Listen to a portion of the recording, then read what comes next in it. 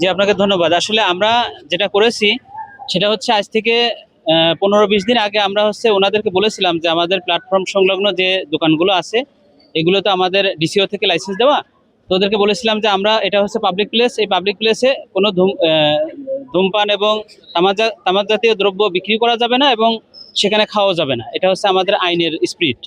তো যেহেতু তাদেরকে একবার বলা সত্ত্বেও তারা আদেশ অমান্য করে এটা বিক্রি করছে এবং হচ্ছে প্ল্যাটফর্মে মানে খাওয়া অবস্থায় আমরা পেয়েছি, তাদেরকে আমরা ফাইন করেছি এবং যেসব তামাক জাতীয় দ্রব্য পাওয়া গেছে সেগুলো আমরা সিজ করেছি এবং সেগুলো সিজ করে আমরা এখানে প্রকাশ্যে মানে এগুলো আমরা ধ্বংস করলাম।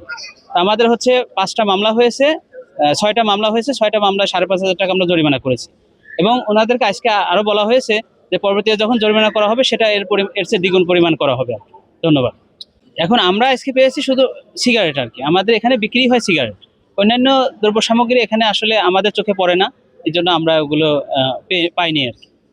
এটা আনুমানিক হচ্ছে 20,000 থেকে 30,000 টাকার সিগারেট হবে আশা করি, আমরা আমরা আনুমানিক বলতে পারি। এটা আমাদের নিয়মিত অভিযান, আমরা এটা মাঝে মাঝে করে থাকি। এটা মানে এমন না যে আমরা হচ্ছে 5-7 দিন করবো এরকম না, আমরা মাসে কমপক্ষে 4-5টা এরকম অভিযান করে থাকি। ধন্যবাদ।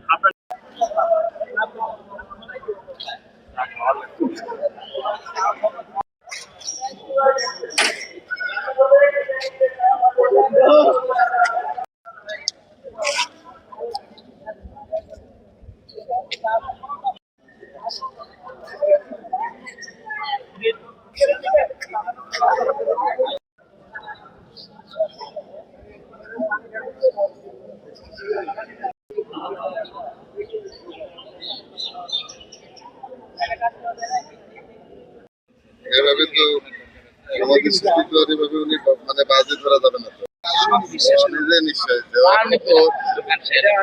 না না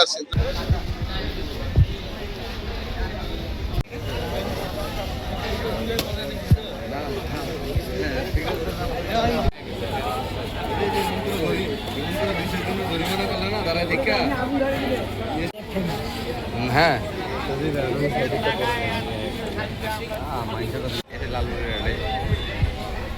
না ঠিক আছে, মানে একটা বিষয় কি আপনার সিনিয়র জুনিয়র কেউ মানে না।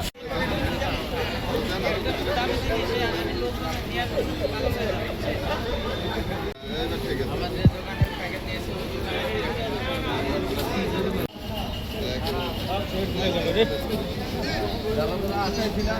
আছে